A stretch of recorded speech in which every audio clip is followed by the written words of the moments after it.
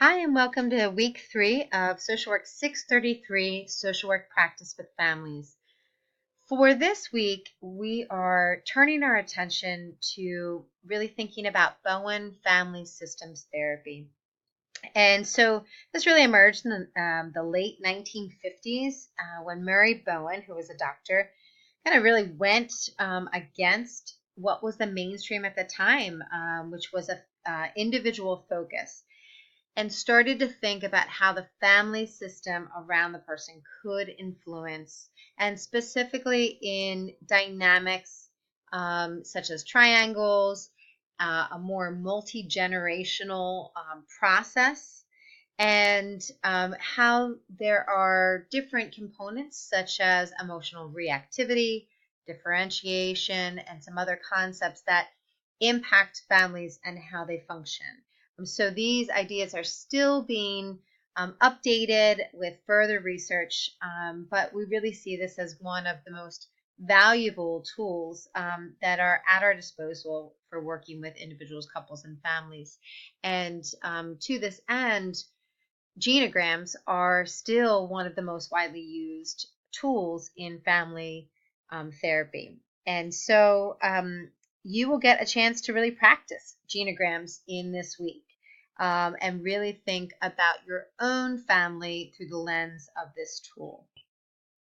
So our objectives this week is to help you be able to describe some of the main ideas in Bowen therapy in a language that you could potentially use with one of your clients. Second, we hope that you can demonstrate the knowledge of the different symbols used in a genogram without necessarily committing this to memory, getting a general sense of symbols that are the language in which we speak. And then last of all, our objective is to help you get a chance to actively apply some of the key ideas in Bowen theory. And so we'll have a video where you'll get to see how Bowen therapy is used. And I'll ask you to assess that and respond and reflect to some of that. So with our readings for this week, you will have readings in our family therapy book by Nichols and Davis. You will have a chapter on genogram interviews. And if you look at this resource here where my cursor is, you'll see standard symbols for genograms, which will be very useful as you construct your own genogram. And then we ask you to choose 2 of the following articles that you'll see down below. And you can see that there is a variety of different types of focus for different types of families. So we really try to make sure that there's an array along the continuum of families. For our website this week, we want you to browse through the Bowen Center for the Study of the Family and also the Multicultural Family Institute.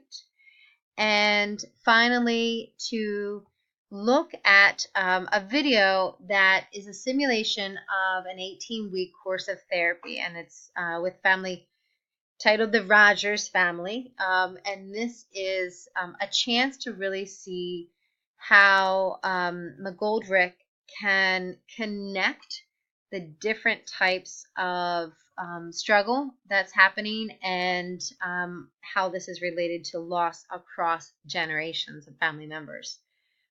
Last of all, there's a quick video that is how to make a genogram, and that should give you a really nice basic sense of how to construct your genogram, which will focus on your family of origin this week.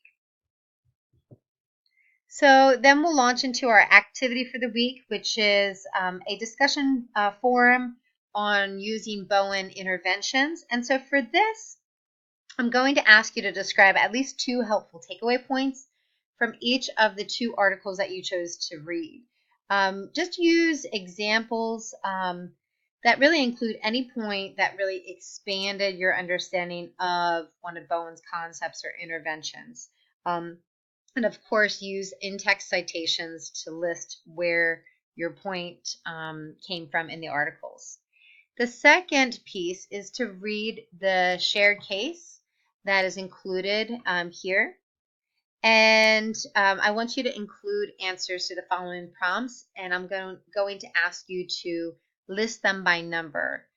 So one is really describing how Bowen would explain the difficulty that Anita, in the case example, is having in parenting her son at the age of 13.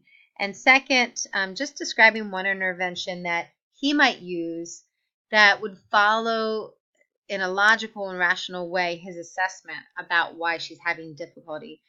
As we defined in the beginning, sometimes how we look at the problem leads us to what our intervention or solution might be. And so we're trying to get you to look at that for each and every theory that we're covering in this course.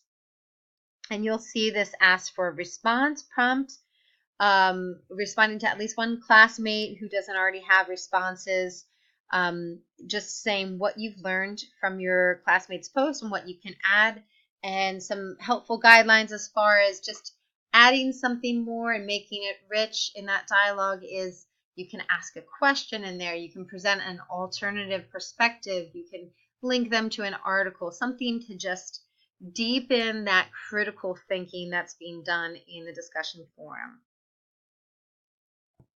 Our second discussion forum does reflect upon the video that you'll watch, which is about loss, as I described in our initial media and material for the week. So we'll ask you to view the video and really begin to answer all of the following questions in your initial post. So one, what was one intervention that McGoldrick provided that you could envision yourself doing with the family you were seeing? Two, what is one of the triangles that is present in this family, and how did McGoldrick work to really try to de-triangulate one of the members? And last, what is one example of how McGoldrick coached a family member to be more differentiated? So you can see each of the concepts that you may also reflect in your theory grid. So you'll post your answers. You'll see my initial post and you will do a reply to my post. And so that just means that you're not able to see others' answers until you post yourself. And so then you will be asked to respond to peers. You don't have to, though, in this form. It is optional. So for our next activity, what you will see is that our third submission of the weekly family therapy theory grid is due. And for this, just want to give some guidelines from our most recent submission. What I'm seeing is that people appear to be identifying four major concepts really well.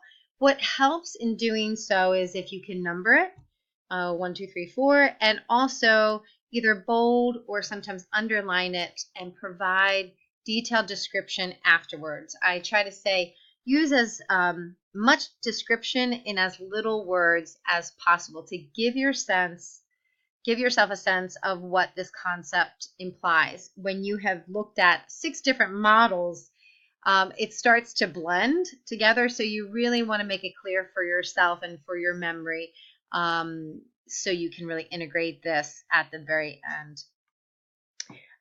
So that's 4 concepts, 4 interventions.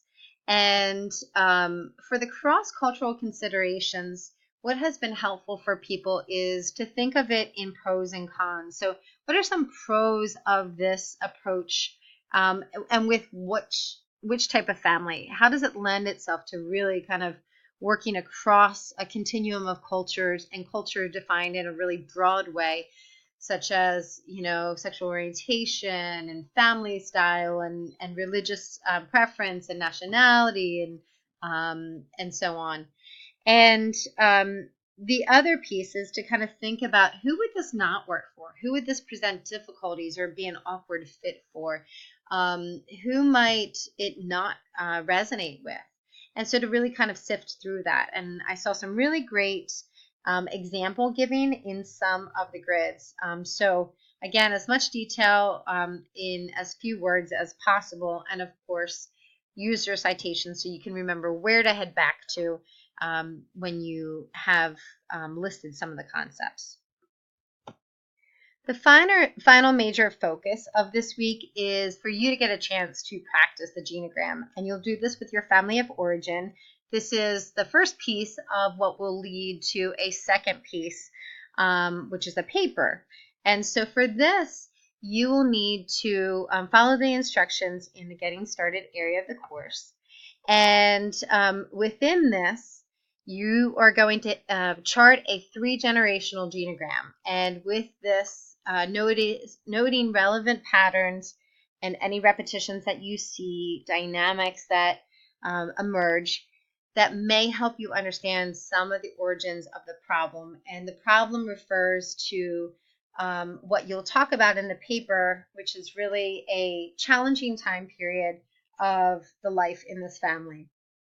And it should be something that is not necessarily overwhelming. It should be something that you have had a chance to work through and process to some degree. Your genogram should begin in your generation and then head back to your parents' generation and then your grandparents.